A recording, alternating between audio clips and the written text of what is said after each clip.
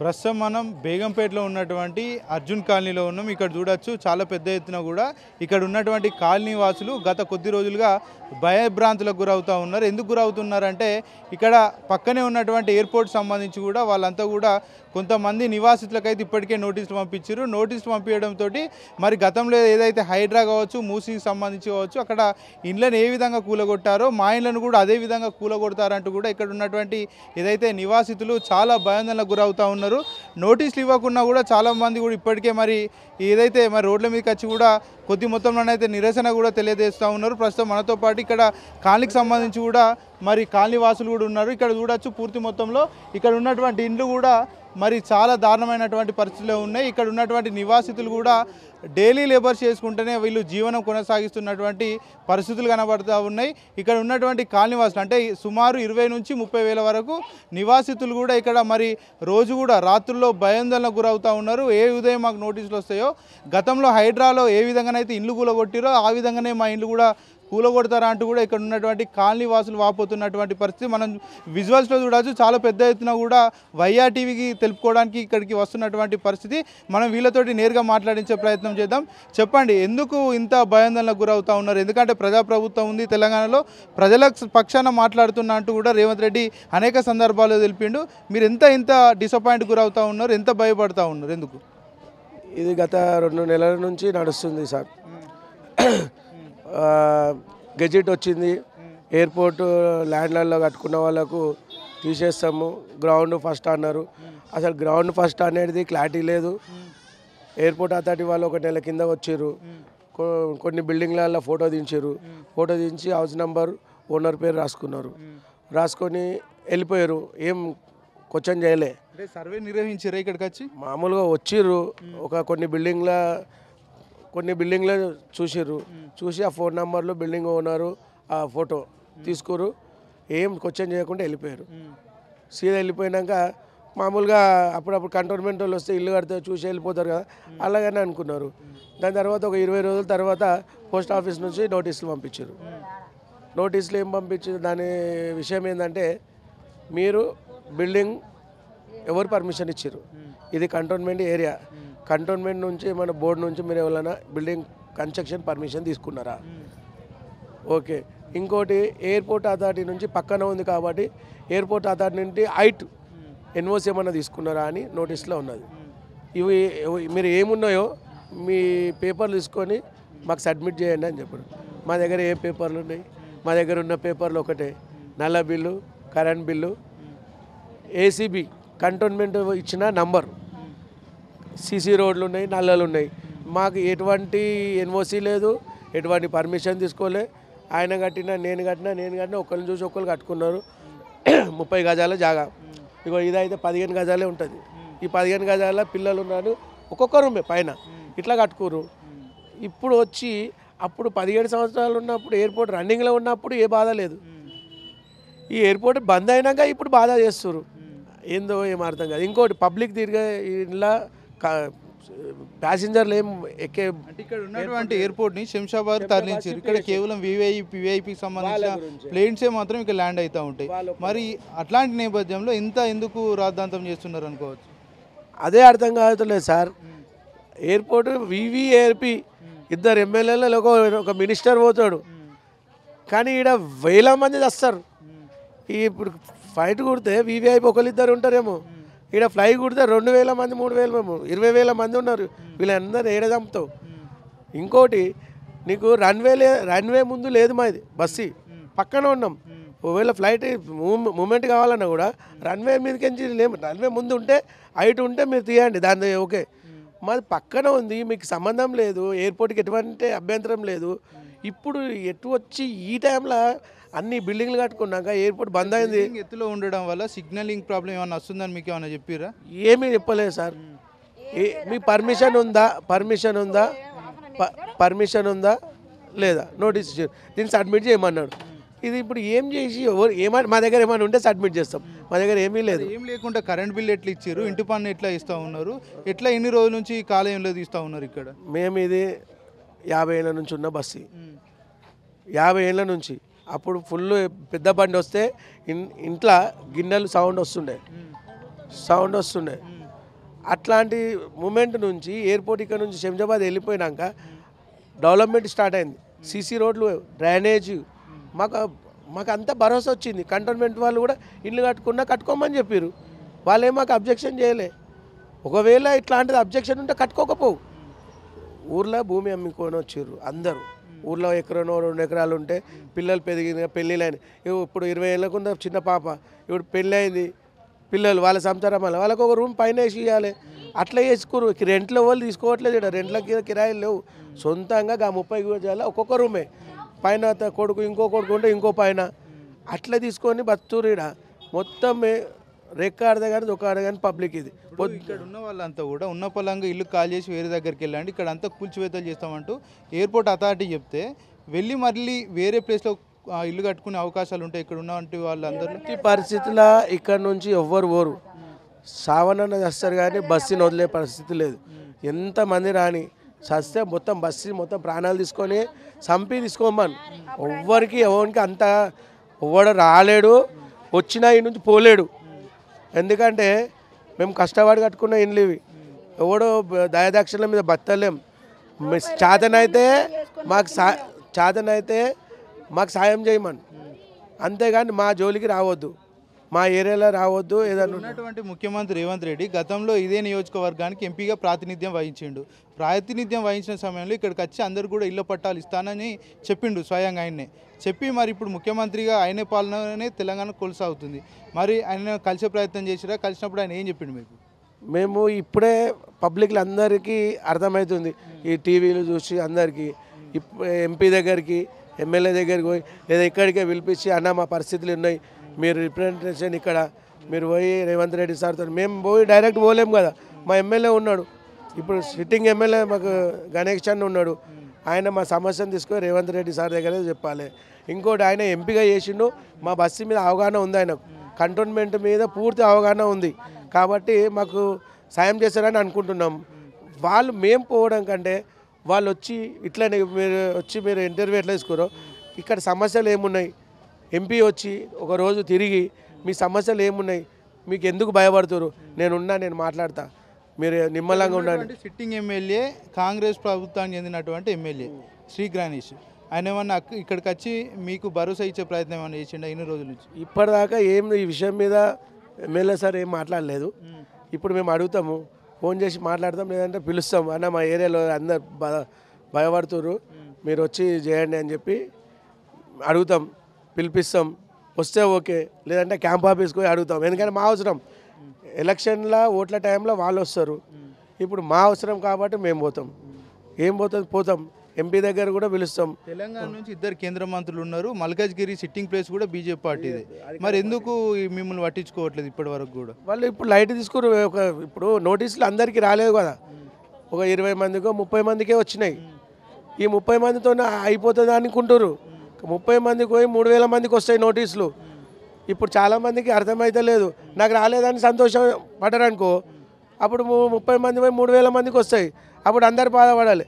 నేను కోరుకునేది ఏంటంటే ఈ చిన్నగా ఉన్నప్పుడే దీన్ని ఫుల్ స్టాప్ పెట్టాలి. మనకు ఏందో ఎంపీ దగ్గర నుంచి మనము హామీ తీసుకోవాలి. ఆయన పోయి సెంట్రల్లో మాట్లాడతాడు, ఆయనే కాబట్టి మాకు ఎంపీ ఆయనే కాబట్టి మాకు ఎమ్మెల్యే రేవంత్ రెడ్డి దగ్గర పోయి ఎమ్మెల్యే సాబ్ మాట్లాడాలి. ఈటల రాజేంద్ర పోయి ఆయన మినిస్టర్ దగ్గర పోయి మాట్లాడి మా ప్రాబ్లం సాల్వ్ చేయాలని కోరుకుంటున్నాను. ఇక్కడ చాలామంది ముసలి వాళ్ళు కూడా మేము చెమటోర్చి కట్టుకున్నటువంటి ఇండ్లు ఉన్న పలంగా వెళ్ళమంటే ఎక్కడికైనా వెళ్తాము, మాకు ఆత్మహత్యలే శరణ్యం అంటూ ఇక్కడ ఉన్నటువంటి వాళ్ళు స్వయంగా ఇప్పటి వరకు కూడా చెప్పారు. ఈ నేపథ్యంలో 2 రాష్ట్ర ప్రభుత్వాలు, కేంద్ర ప్రభుత్వాలు ఎందుకు మీ కోసం పట్టించుకోలేకపోతున్నాయి? అదే సార్, ఇప్పుడు వాళ్ళు ఏమనుకుంటున్నారంటే మమ్మల్ని తీసేస్తే వెళ్ళిపోతామని అనుకోరు. ముసలి వాళ్ళకి ఏంటంటే వాళ్ళు ఇన్నేళ్ళ నుంచి సెంటిమెంట్, ఇక్కడనే ఉన్నారు, అందరితో కలిసి ఉన్నారు, 50 ఏళ్ళ నుంచి ఇక్కడనే ఉన్నారు. వాళ్ళు వయసుగా ఉన్నప్పటి నుంచి ఇప్పుడు ముసలి వాళ్ళు అయ్యారు, వాళ్ళకి ఈ ఏరియా మీద సెంటిమెంట్. వాళ్ళు అదే అంటారు, సస్తారు వాళ్ళు. ఇంకా కొన్ని రోజులు అయితే ఆటోడాకి వచ్చి చచ్చిపోతారు. ఎందుకంటే డబ్బులు ఇప్పుడు భూములన్నీ అమ్మేసిరు. నిజంగా ఒకవేళ అట్లాంటి పరిస్థితి వచ్చిందనుకో ఆటోడాకి వస్తుంది. ముసలి వాళ్ళకి ఏముంది, ఉట్టిగా చనిపోతారు. ఇప్పుడు అట్లా పరిస్థితి, చాలామంది చనిపోతారు. దయచేసి ఇప్పటికీ ఎవ్వరు సావక ముందే గవర్నమెంట్ మేల్కొని ఇక్కడ ఉన్న బస్సువాసుల అనుమానాలను అసలు బిల్డింగ్ తీస్తామనుకుంటురా?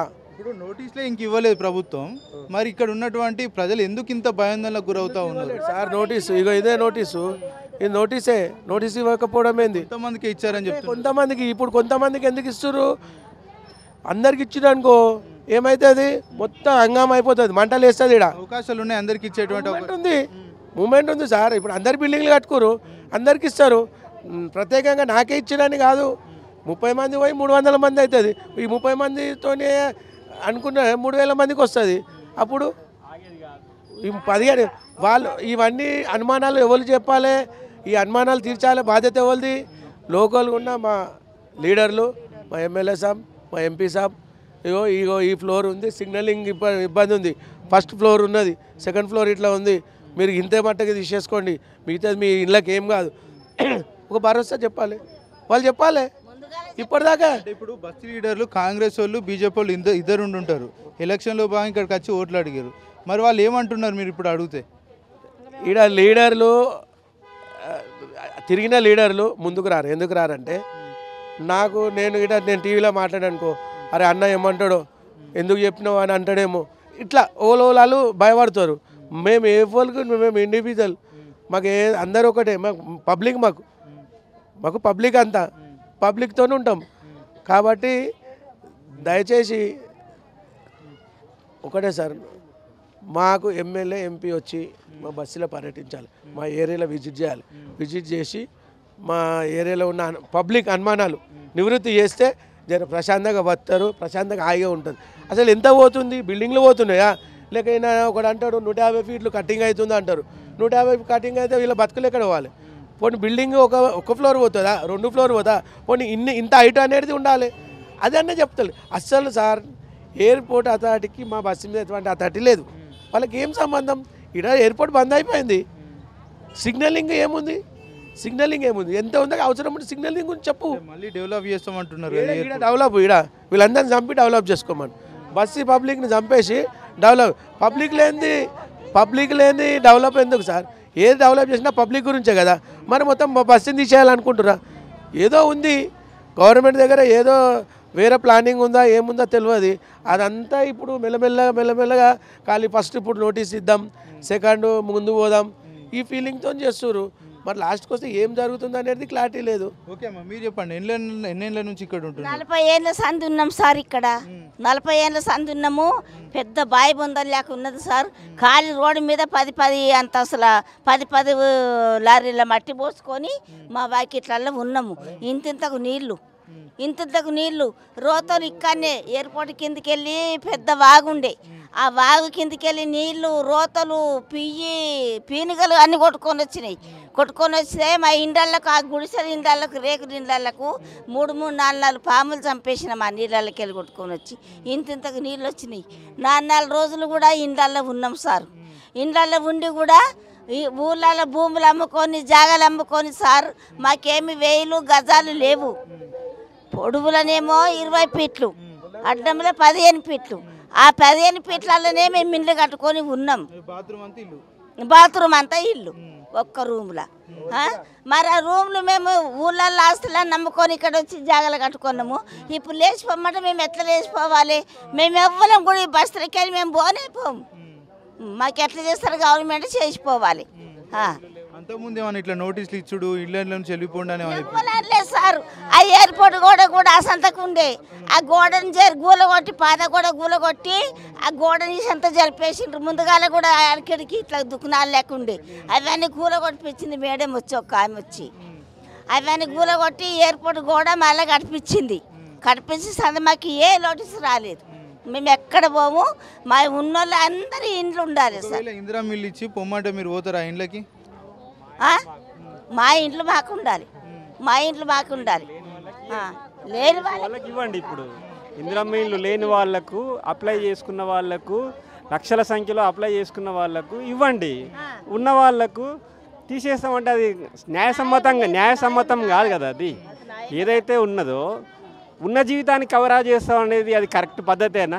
జీవించే దీన్ని డెవలప్ చేస్తే ఏరోప్లేన్ రాంగ్ ఏదైనా కూలితే అహ్మదాబాద్లో జరిగినటువంటి సిచ్యువేషన్స్ ఇక్కడ ఏర్పడతాయని వాళ్ళు కూడా ఒక ఒపీనియన్ ఉంటుంది కదా. అలాగా సార్, అహ్మదాబాద్లో జరిగితే దేశంలో ఎన్ని ఎయిర్పోర్ట్లు ఉన్నాయి? అహ్మదాబాద్ ఎయిర్పోర్ట్ ఒకటే కాదు కదా, కొన్ని వందల ఎయిర్పోర్ట్లు ఉన్నాయి.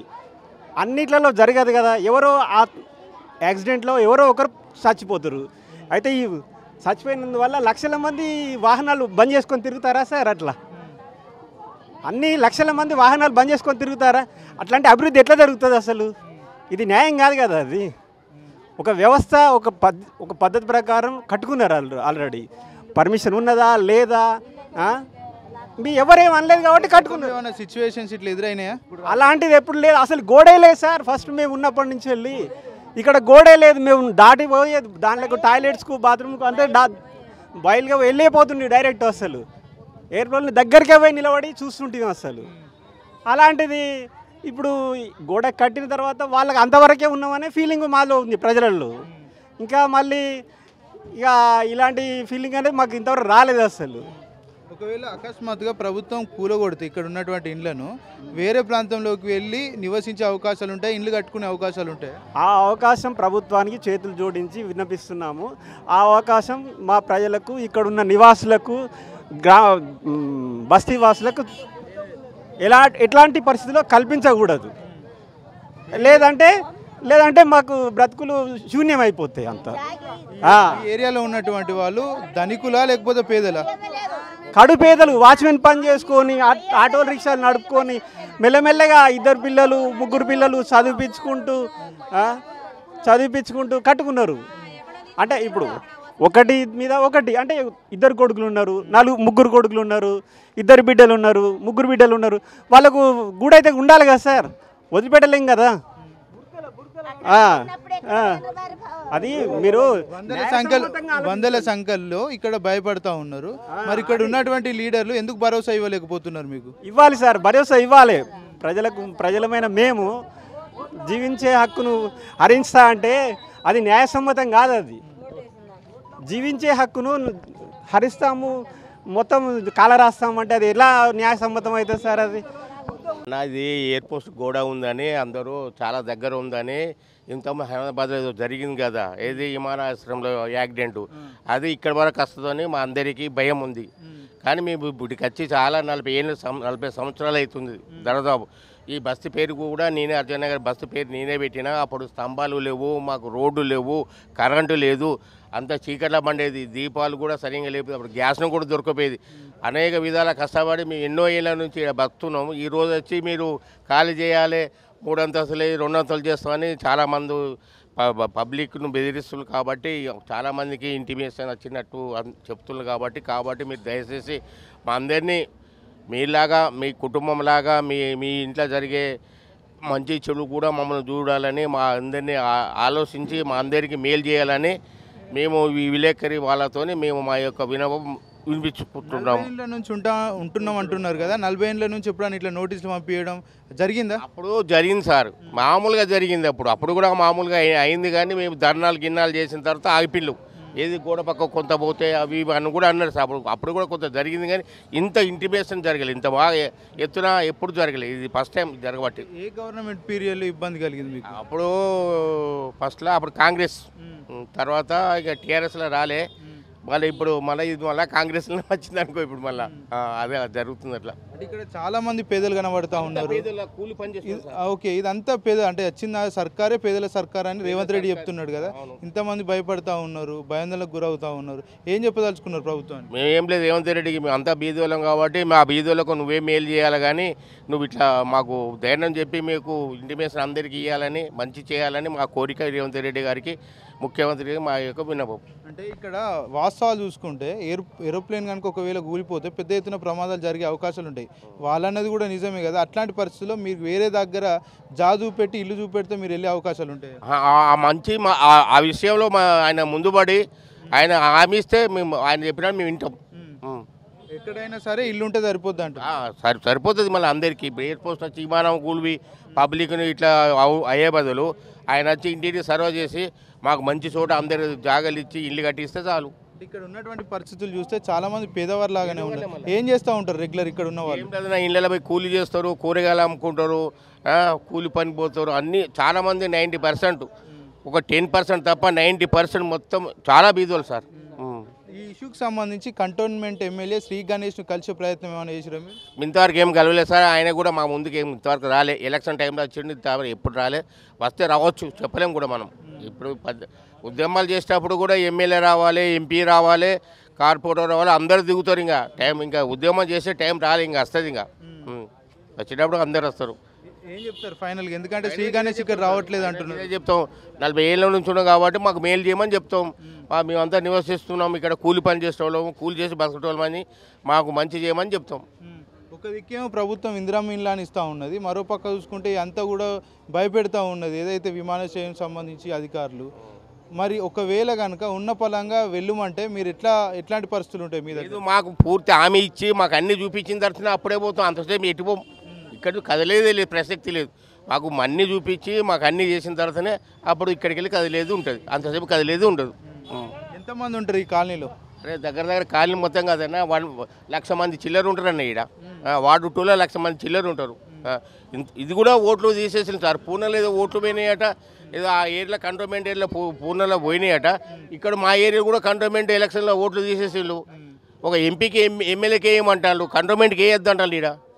మరి ఏంది ఆ సంగతి? ఇన్ని రోజులు ఉన్నాయి, ఇప్పుడు ఎందుకు తీసేస్తున్నారు? వాళ్ళ ఇష్టమేనా? ఇచ్చుడు వాళ్ళ ఇష్టమే, తీసేడు వాళ్ళ ఇష్టమేనా? అదేం పద్ధతి అన్న? మళ్ళీ అప్పుడే చెప్పను, ముందే మీరు ఉండదు తెలియదేమో అని. మేము ఇల్లు కట్టుకోక ముందే చెప్పాలి. ఇల్లు జాగలు గిగిలు ఇల్లు కట్టుకొని నివాసం ఉండి పిల్లలు అందరూ ఉండదు. ఇప్పుడు వెళ్ళిపోయి ఎవరు పోతారు సార్? ఎవరు పోరు. ఆయన తుపాకీ పడితే మేము కూడా 9 తుపాకీ పడతాం. మాకు కూడా వచ్చు. ఏకేపేట గన్ పడితే మేము ఏకే సైడ్ గన్ కూడా పడతాం. మాకు అంత ధైర్యం ఉంది. ఎందుకంటే మేము బీదోళ్ళమన్నా, మేము ఉన్నోళ్ళం కాదు కదా. ఉన్నోళ్ళకు బాధ, లేనోళ్ళకి ఎందుకు బాధ? కింద పడ పంచోదే, మీద పద పంచోదే. ఏమనుకుంటున్నారు కాలనీ వాసులంతా? కాలనీ వాసులకి ఇదేనా భయాందోళనలు? పొద్దున్న లేస్తే సాయంత్రం లేస్తే పోతే అంటే ఇళ్ళలో ఎవడు ఉంటలేడు, అన్నం కూడా తింటలేరు. పండాలంటే నిద్ర పంట కూడా మంచం లేచిపోతుంది. ఏం చేయాలి చెప్పు పరిస్థితి? అంటే రూపాయి కూడబెట్టుకొని ఇట్లాంటి ఇల్లు కట్టుకున్నారు. ఈ ఉన్న పొలంగా ఒకవేళ అధికారులు కనుక నోటీసులు ఇస్తే ఎలాంటి పరిస్థితులు ఉంటాయి? ఏం పరిస్థితి లేదన్న. వాళ్ళు వచ్చి ఒకటే, ఈ నోటీసులు ఇస్తే భయమన్నా మనకు? నోటీసులు ఇస్తే భయపడతామా? అరే అలాంటి నోటీసులు చాలా చూసినామన్నా చిన్నప్పటి నుంచి. ఇప్పుడు 50 ఏళ్ళకి వచ్చినాక ఈ నోటీసులు మాకేం పని చేస్తాయి అన్న? వాళ్ళ చిత్తు కాగితాలు అవి ఏం పని చేయవు నాకు వరకు అయితే. ఎన్ని రోజులు అవుతుంది నోటీసులు వచ్చి? అరే మొన్న ఇచ్చినా ఒక నెల అవుతుంది. అది 2వ 3వ బిల్డింగ్లోకి ఇచ్చిపోతాను అంతే. ఆ బస్సులో ఎవరికి ఇవ్వలే. ఉంటాయిగా 400 బిల్డింగులకు 300 బిల్డింగులకే ఇచ్చిపోయినట్టు. అది కూడా నోటీసులే లేదు. ఆ పోల మెసేజ్ పంపిస్తాను, ఇంటర్ పంటాలకి అంతే, ఏం లేదు. అంటే ప్రభుత్వం ఏం రెస్పాండ్ కాలేదు ఈ అంశం మీద? ఇంతవరకు ఏ రెస్పాన్స్ కాలేదు సార్. ఇంకా మీరే వస్తారు, మీరు వస్తారు కాబట్టి. రేవంత్ రెడ్డి ఎంపీ ఉన్నప్పుడు ఇక్కడ పట్టాలు ఇస్తా అని చెప్పిండు. తర్వాత ఎంపీ అయిపోయి సీఎం అయ్యిండు. ఇప్పటివరకు పట్టాలు కాదు కదా, ఈ చుట్టుపక్కల వచ్చింది లేదు, ఎలాంటిది చెప్పింది లేదు. ఆల్రెడీ ఎయిర్పోర్ట్ ఇక్కడ నుంచి ఖాళీ అయిపోయి శంషాబాద్ పోయింది. ఇది ఏదో భయపడి అనికో లేకపోతే ఇక్కడ నుంచి వీళ్ళందరినీ ఎక్కడనో పంపించేసేయాలి, ఈ ల్యాండ్కి ఒక వాల్యూ ఉన్నది, దీని గురించి గవర్నమెంట్ ఏమో చేసుకోవాలనుకుంటుందో తెలియదు. వీళ్ళందరినీ భయపడియడానికే కదా తప్పితే ఇది వేరే విషయం అయితే ఏం లేదు. ఎందుకు రేవంత్ రెడ్డి అంత గట్టి హామీ ఇచ్చి మరి మర్చిపోయిందా, లేకపోతే ఆయన మర్చిపోయినట్టున్నాడు? సీఎం అయిన తర్వాత ఇక ఆయనకు యాదికి లేదు, మర్చిపోయినాడో మరి ఏమో తెలియదు. ఇక్కడ ఎంపీగా గెలిపిస్తే నేను పట్టాలు ఇస్తా, అది ఇస్తా, ఇది ఇస్తా అని మస్తు మాటలు చెప్పిపోయాడు, కానీ ఇప్పటివరకు కనబడ్డది లేదు. అంటే ఇదంతా ప్రజల ప్రభుత్వం, ప్రజలు పాలించేటువంటి ప్రభుత్వం, ప్రజల వద్దకే ప్రభుత్వం వెళ్తుంది అంటూ కూడా రేవంత్ రెడ్డి అనేక సందర్భాలు చెప్పిండు కదా. ఇంత ఇష్యూ జరుగుతుంది, ఇంత పబ్లిక్ ఇబ్బందులు పడుతూ ఉన్నారు, మరి ఎందుకు ప్రభుత్వం దృష్టికి వెళ్ళట్లేదా? వాళ్ళు పట్టించుకోవాలి. ఇది మొత్తం ఇది సెంట్రల్ గవర్నమెంట్ ల్యాండ్ ఉన్నది, కంటోన్మెంట్ ఏరియా. ఇప్పుడు స్టేట్ గవర్నమెంట్కు ఎలాంటి రైట్స్ లేవు ఇది మార్చి పట్టాలుగా మారవడానికి. నేను సీఎం అయిన తర్వాత నేను తప్పకుండా మీకు సాయం చేస్తా అని చెప్పిండు, కానీ ఇప్పటి వరకు ఒక 1.5 year అవుతుంది కదా, ఎలాంటి చర్యలు చేపట్టలేదు. మరి ఇక్కడ ఉన్నటువంటి కాంగ్రెస్ పార్టీ చెందినటువంటి ఎమ్మెల్యే శ్రీ గణేష్ ముఖ్యమంత్రి దృష్టికి ఎందుకు తీసుకువెళ్ళట్లేదు, ఎందుకు జోక్యం చేసుకోవట్లేదు? అదే ఇప్పుడు పబ్లిక్ అదే ప్రశ్నించదలుచుకున్నారు, ప్రశ్నిస్తున్నారు కూడా. శ్రీ గణేష్ అన్న తప్పకుండా సీఎం లెవెల్లో వెళ్ళాలి, మనకు పట్టాలు ఇప్పించాలి, ప్రజలకు న్యాయం చేయాలని నేను కోరుకుంటున్నా. ఇక్కడ శంషాబాద్ ఎయిర్పోర్ట్కి వెళ్ళిన తర్వాత ఇక్కడ రోజుకొక హెలికాప్టర్ కూడా రాదు. ఈ విషయంలో ఇంత పెద్ద ఎత్తున చర్యలు తీసుకోవడం కూడా కరెక్ట్ కాదు. అది అంటే అహ్మదాబాద్లో కూడా ఇట్లాంటి ఇన్సిడెంట్ జరిగింది. అహ్మదాబాద్లో జరిగింది, అది పెద్ద ఎయిర్పోర్ట్. ఈడ ఎయిర్పోర్ట్ ఏడున్నది, ఒక రోజుకు ఒక విమానం కూడా రాదు. ఏదో చిరంజీవో పవన్ కళ్యాణో లేకపోతే విఐపీలు ఏమైనా వస్తే ఈడ దిగుతారు. ఆ మోడీ అట్లాంటి వాళ్ళు ఈడ జింకన గ్రౌండ్లో ఏమైనా జరిగితే అట్లాంటి వాళ్ళకు వస్తారు. అలా జరిగిపోతే ఎప్పుడో ఒకసారి అమాస పున్నానికి వచ్చేదానికోసం ఇంతమందిని ఇబ్బంది తలుసుకోకపోతే బెటరు. వాళ్ళు వచ్చినా అక్కడ ల్యాండ్ కావాలి, అక్కడ ల్యాండ్ అయ్యి ఇక్కడ ఎక్కడన్నా ప్రోటోకాల్ మీద వచ్చి వెళ్ళిపోతే బెటరు. వీళ్ళందరినీ ఇంతమందిని ఏదో ఒక్క రోజు కోసం ఇంతమందిని ఇబ్బంది పెట్టుకోవడం కూడా కరెక్ట్ కాదు గవర్నమెంట్. లేక గుంతలు తోడుకొని గుంతలలో నీళ్ళు ఓడబోసుకొని తాగి ఈ మొండ మార్కెట్లో పని చేసుకొని బతికినాం బిడ్డ. మా మొగడు పాంగారు చచ్చిపోతే చిన్న చిన్న పిల్లలు తీసుకొని వచ్చి ఈడ ఆ 4,000 కొనుక్కొని నా పిల్లల ఇంత చెక్కలు కొట్టుకొని ఉన్నా. చెక్కలు కొట్టుకొని ఉండంగా వరదొచ్చినాక చెక్కలకి అన్నీ కొట్టుకుపోయి ఈ ఆటో నడిపిస్తాండే మా చిన్న కొడుకు పెద్ద కొడుకు ఆటో నడిపిస్తాండే. నేను వచ్చి ఇప్పుడు 50 సంవత్సరాలు నా పిల్లగాన్ని ఇప్పుడు మాట్లాడిన పిల్లగాని సంకల పెట్టుకొని వచ్చి మా మొగడు ఈడు ఉండగానే పాంగారు చచ్చిపోయింది ఊరికి పోతే. ఊళ్ళో భూమి లేదు, జాగలేదు, ఏ నోటీస్ ఇవ్వలే, నిమ్ము నడుతుంది అంటుండ్రు. నిద్ర పోతలేము. నా కొడుకులకు ఏం లేదు, 2 కొడుకులు ఒక బిడ్డ ఇన్నే ఉంటుంది, కొడుకులు ఇన్నే ఉన్నారు. మనిషికోటి వేసుకొని ఉన్నారు, మనిషికో పిల్లోరు వేసుకొని ఉన్నారు.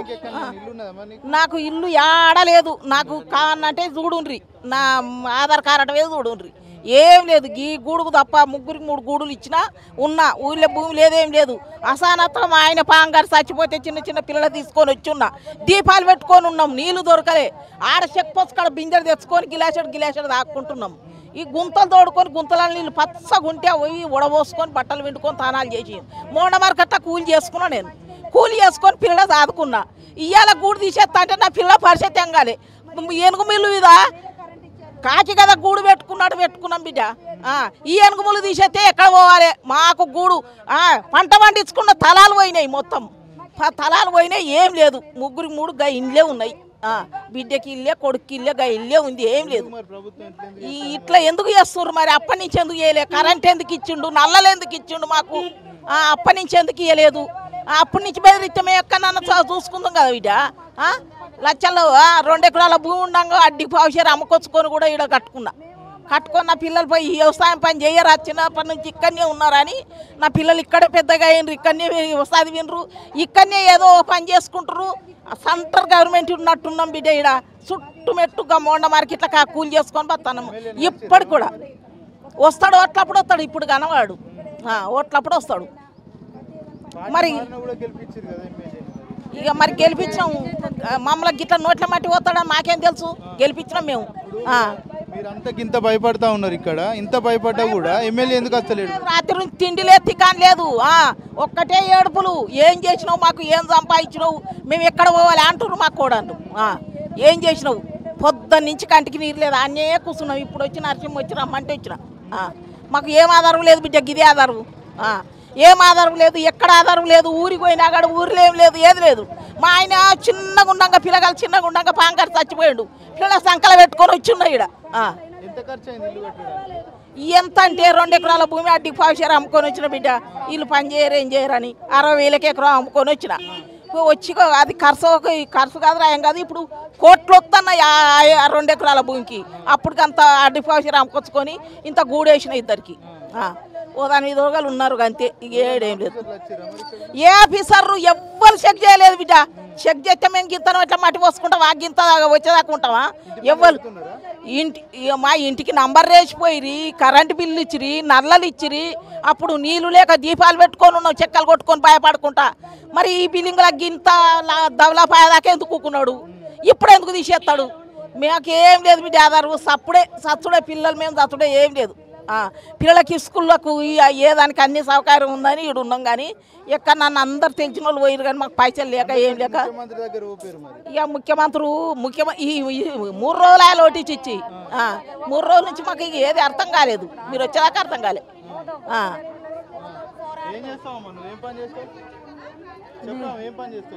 మేము కూలి పని చేసుకుంటాం. గమ్మ కూలి. నేనేమో అన్న మా కొడుకు కూడా ఆచిమెన్ కావాలంటారు.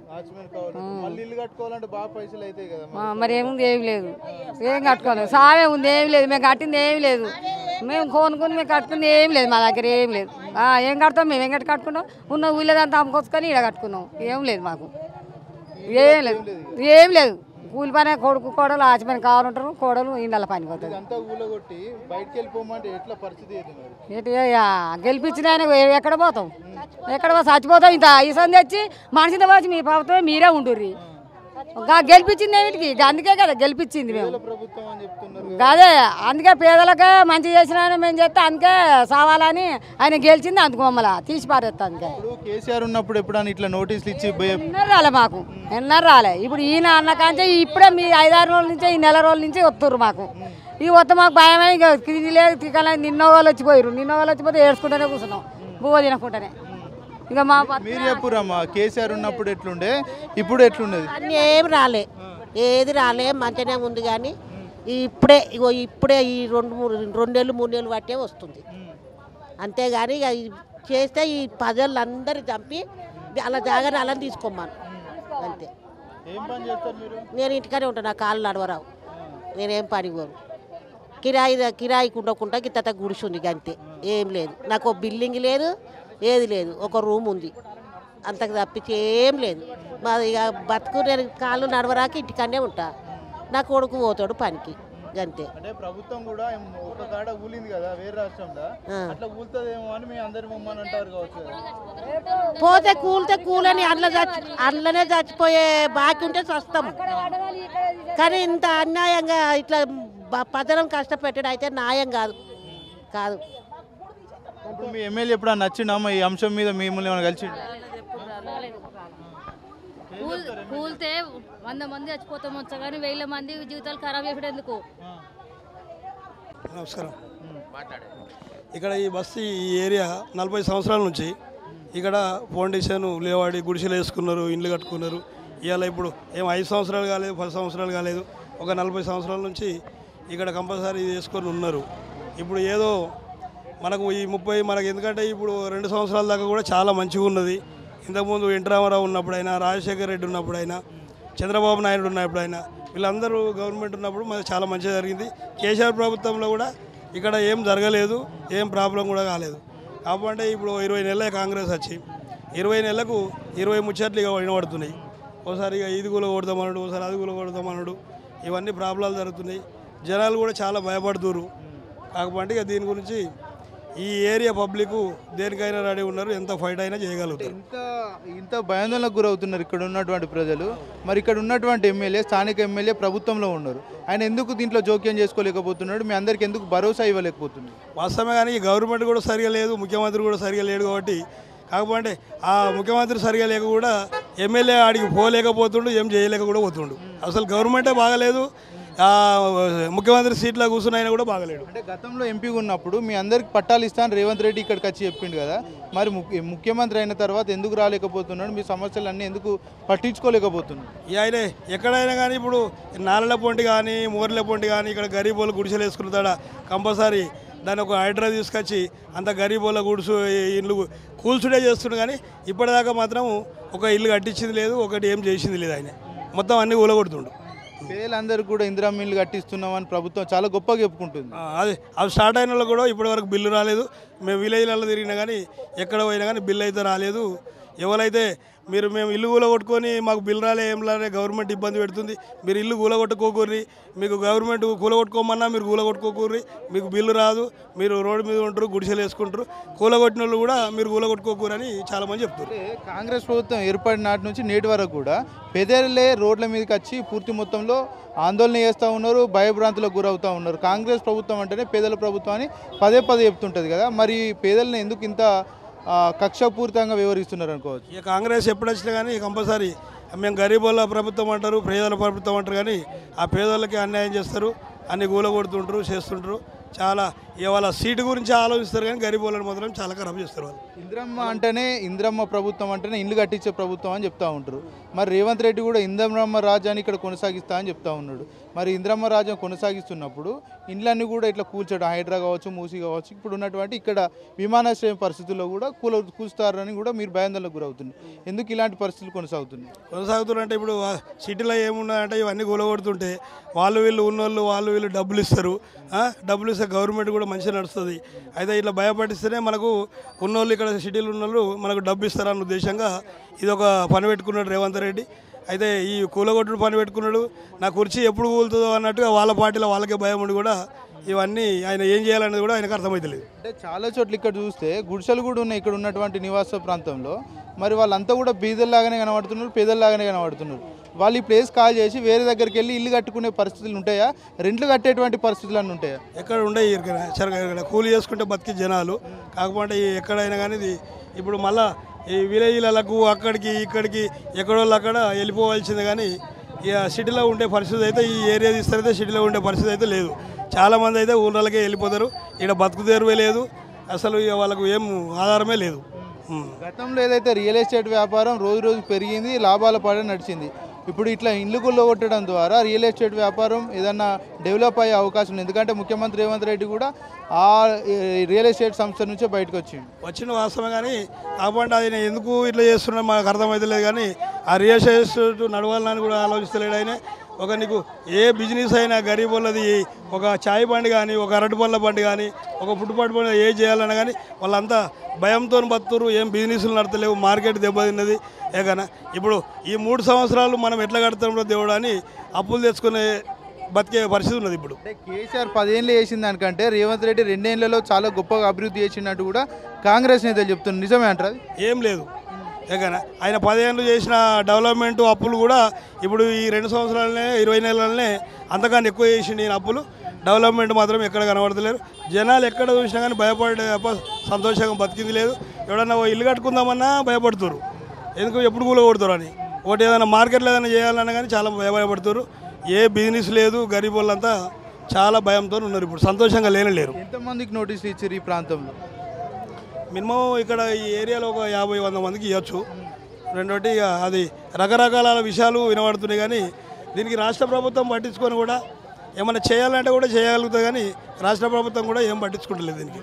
ఎంతమందికి ఇచ్చి 50 మందికి ఇచ్చినప్పుడు ఇక్కడ మరి కొద్దిగా హద్దులు పెట్టిరు, రెడ్ మార్క్ వేసిరు అని కూడా ఒక వాదన వినిపిస్తూ ఉంది. ఎంతవరకు నిజమే?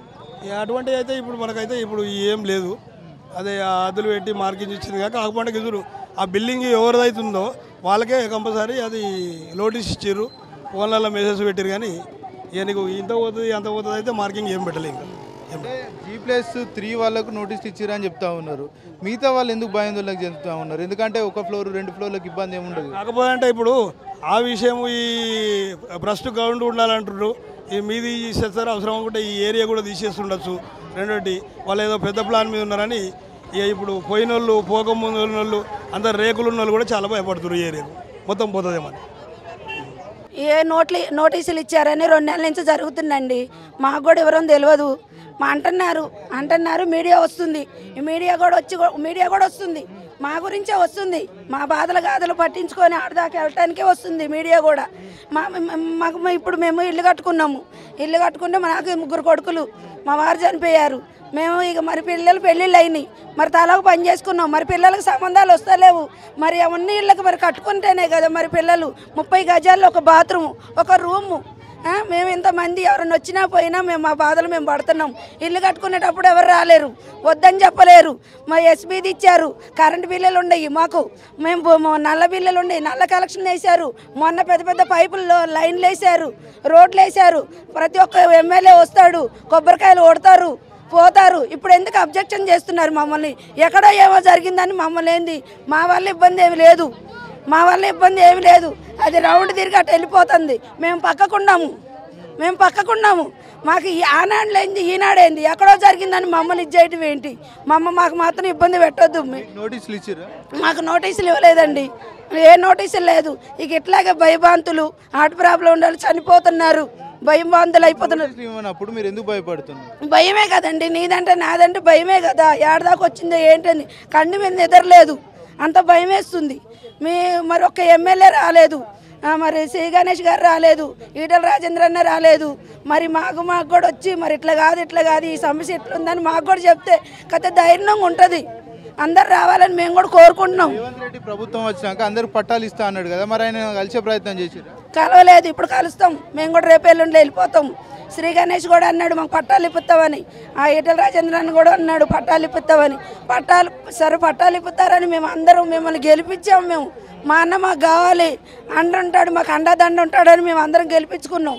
ఇప్పుడు మా సమస్యను పరిష్కారం చేసే బాధ్యత అతనిదే. అతను చేయాలి. గతంలో కేసీఆర్ పరిపాలించిండు, అప్పుడు ఇట్లా ఏమైనా నోటీస్ ఇచ్చి ఏమీ లేవు. కేసీఆర్ చేసినప్పుడు కూడా ఇంతవరకు ఏమీ లేదు, రాలేదు, ఎవ్వరు రాలేదు, ఏమీ లేదు. అసలు మాకు 2000 నీళ్ళు వచ్చినప్పుడు కూడా చక్క పులిహార ప్యాకెట్లు అవి వేశారు, ఆదుకున్నారు. అప్పుడు లేదా ఎప్పటి నుంచి ఎయిర్పోర్ట్ ఉంది, అప్పుడు ఏమి ఇబ్బంది లేదు. ఇప్పుడు ఏడో జరిగిందని మమ్మల్ని ఇబ్బంది పెడతామైందని మేము కొన్ని లక్షల మంది హైదరాబాద్కు మాదే పునాది, మా ఏరియానే ఓట్లు మా చాలా ఉండే మా ఓట్లు, మా కుటుంబాలు లక్షల కుటుంబాలు ఉండే మా లక్షల కుటుంబాలు ఆయన ఏం చేయాలనుకుంటున్నాడు? మా ఎన్ని కుటుంబాలకు మేము ఇక్కడ ఎంతో బాధపడుకుంటా, 4 దిక్కులు మాకు అంత సమానంగా ఉంది. మేము ఇక్కడ పని చేసుకుంటా, మా బాధలు మేము పడుకుంటా, మా పిల్లల్ని చదివించుకుంటా మేము ఏదో ఇక్కడికి వచ్చి ఉంటున్నాం. మేము ఇప్పుడు కన్ను వచ్చి మా మీద పడితే మేమేం చేయాలి? మమ్మల్ని ఇబ్బంది పెట్టవద్దు సార్, ప్లీజ్. ఎవరు కూడా దయచేసి మా జోలికి రావద్దు. ఆ ఏడన్నా ఉంటే మీరు కావాలంటే ఎయిర్పోస్ట్ కావాలంటే అక్కడ వేసుకోండి, మా మా కుటుంబాల జోలికి రావద్దు. చాలా బాధపడుతున్నారు అందరూ. 40 ఏళ్ళ నుంచి ఉంటున్నాం అంటున్నారు కదా, మరి 40 ఏళ్ళ నుంచి లేనిది ఇప్పుడు కొత్తగా ఏమొచ్చింది ఇబ్బంది? కొత్తగా ఏడబడింది కదా, ఆడబడిందని మమ్మల్ని ఇబ్బంది పెడుతున్నారు. ఏడబడిద్ది, రోడ్డు మీద పోతుంటే ఎన్నో యాక్సిడెంట్లు అవుతాయి. యావవా రోడ్డు మీద పోతుంటే ఎన్నో యాక్సిడెంట్లు అవుతాయి. పోయినాయానికి అందరినీ చేసుకుంటూ పోతలేదు కదా, మమ్మల్ని ఎందుకు ఇబ్బంది పెడుతున్నారు? ఫ్లైట్ మాది ఆయన నడిపోయిందే ఇబ్బంది ఉందో, ఒకళ్ళ వాతావరణం ఏదో బాగోలేదో, ఒకళ్ళు ఏమో ఇబ్బంది ఉందో, మమ్మల్ని ఎందుకండి ఇట్లా చేయటం? ఆందోళన బాగా అవుతుంది, మాకు టెన్షన్లు అవుతున్నాయి. దినదినగండం 100 ఏళ్ళ ఆయుష్ అవుతుంది మాకు ఇబ్బంది పెట్టొద్దు సార్. ఎవరైనా సరే మాది అందరికి వాళ్ళ దృష్టిలో పోవాలి, వాళ్ళు రావాలి, మమ్మల్ని ఆదుకోవాలి, అంతే.